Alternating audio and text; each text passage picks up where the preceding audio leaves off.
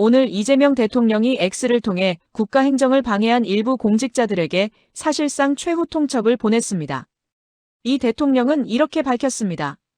불법시설 업주들과 유착해 불법을 은폐하고 허위보고와 직무유기로 불법 계곡시설 정비라는 국가행정을 방해한 공직자 여러분. 행정안전부를 통해 재조사 재보고의 기회를 드렸습니다. 여기서 끝이 아니었습니다. 이 대통령은 특히 강한 경고 메시지를 덧붙였습니다. 이 기회를 놓치면 지역주민 고용조사와 신고 포상금 등 모든 수단을 동원한 전수조사가 이뤄질 것이며 그에 따른 징계는 물론 직무유기, 허위 공문서 작성, 공무집행방해 등의 혐의로 수사와 처벌을 받게 될 것입니다. 사실상 수사와 형사 책임까지 거론한 강경한 발언입니다. 그리고 마지막으로 이렇게 못 박았습니다. 마지막 한 번의 기회를 놓치지 말고 국민과 국가에 대한 본연의 책무를 다해 주시기 바랍니다. 마지막이라는 표현까지 사용했습니다. 이번이 사실상 최종 경고라는 뜻으로 읽힙니다. 그렇다면 이 대통령은 왜 지금 이런 강도 높은 통첩을 날린 걸까요? 문제의 장면, 영상으로 직접 확인해 보겠습니다. 금년에도 4월부터 조기 추진해서 철저히 이 여름철 재난을 대비하도록 하겠습니다. 보고를 마치겠습니다. 이거 조사 건수가 전국을 했더니 835건이더라 그 말이죠. 네, 그렇습니다. 믿어지십니까? 예. 제가 경기도에서 조사할 때 이보다 훨씬 많았던 것 같은데. 이거 네. 저기 한 번 더 기회를 주고요, 지방자치단체들한테. 네, 네. 한 번 더 기회를 주어서 추가 조사를 하고 그 다음에는 감찰을 전국적으로 해가지고 누락된 경우에는 그 담당 공무원하고 자치단체에 대해서 엄중 징계하도록 하십시오. 네. 이 835건밖에 안 될 리가 없어요. 그리고 이게 저도 경기도에서 조사를 해볼 때 봤던 건데 공무원들이 지나가다 보고 못 본 척 합니다. 위반을 하고 있는데 위반 사례로 조사를 하지 않아요. 그냥 슬쩍 못 본 척해요. 이게 너무 많아요.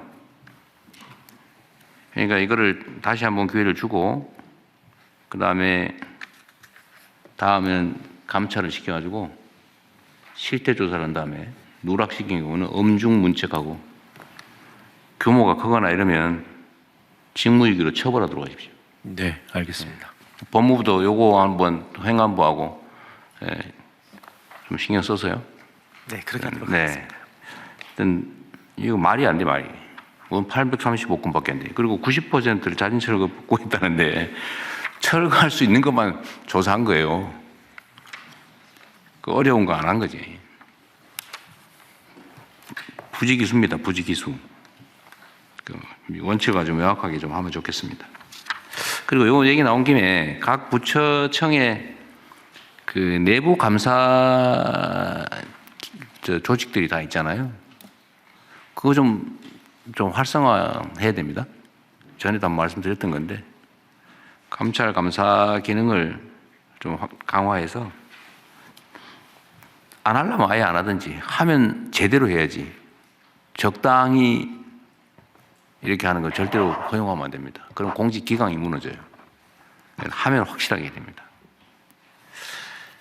그리고 이게 단속하다 보면 이게 지금 이게 다 돈 벌기 위해서 위반하는 건데 이거 벌금만 수사하고 벌금에서 처벌해봐야 소용이 없어요.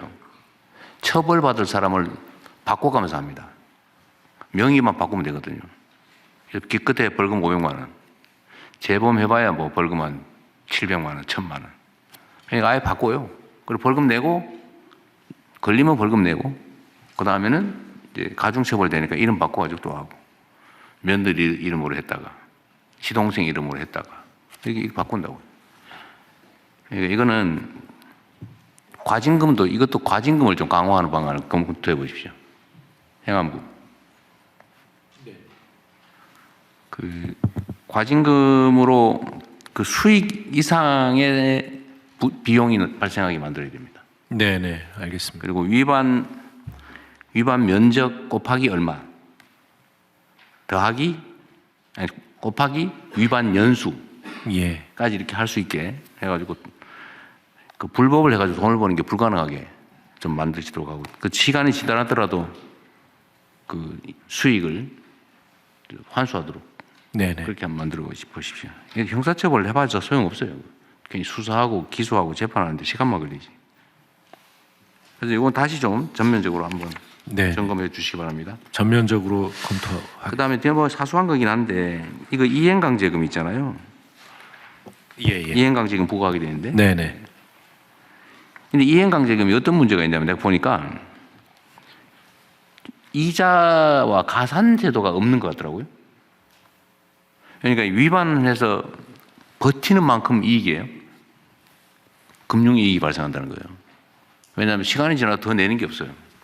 그러니까 버티는 게 이익이에요. 네. 그 이상한 제도 같아요. 저기 법제처에서도요. 이행강제금이 온 동네에 있거든요. 근데 이런 제재금을 위반을 하고 시간이 지나면 이익이 되게 지금 설계되어 있어요. 그러니까 버티라고 권장하고 있는 거예요. 금융이익 이상의 가산금을 붙여야죠. 예, 전반적으로 전반적으로 검토를 해가지고. 네, 다른 전 됐습니다.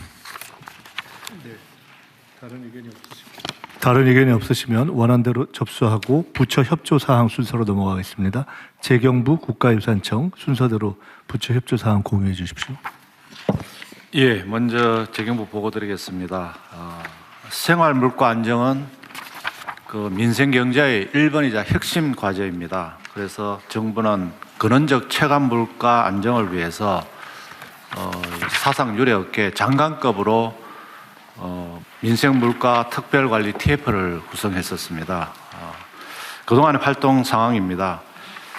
그 민생 품목을 가지고 장난을 쳐서는 안 된다.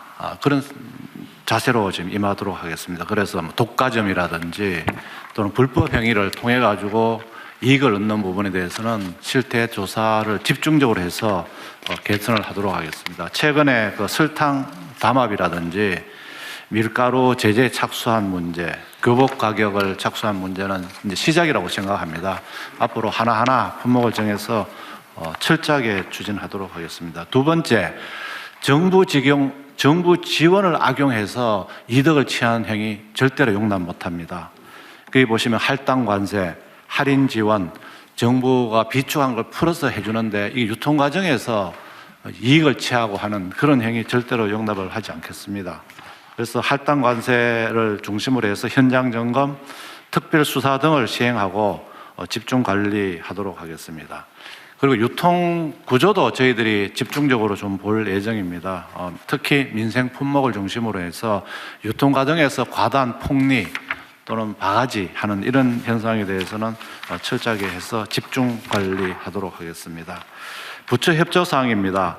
앞으로 저희들 물가가 전반적으로 2% 이렇게 관리되고 있습니다만 특히 이제 서민들의 어떤 생활 품목은 굉장히 어렵습니다. 그래서 생활 품목을 부처별로 정할 것입니다. 그래서 그 품목별로 부처하고 또 관계부처 합동으로 해서 유기적 협업을 통해서 철저하게 품목 관리를 하겠다는 말씀을 드리겠습니다. 그리고 이번은 저희들이 관리를 하면서 그 사후 관리는 더 철저하게 할 예정입니다. 하나하나 현장에서 이행되는 상황을 점검해서 사후 관리가 더 철저하게 되는 그런 식으로 하겠습니다. 국민들께서도 언제든지 이 품목별로 말씀하실 의견이 있으시면 저희들 의견을 받도록 하는 창구를 마련하겠습니다. 그래서 그런 창구에 접수된 의견에 대해서는 저희들이 관계부처 합동 또는 수사기관까지 합동을 통해서 철저하게 관리할 예정이라는 말씀을 드리겠습니다.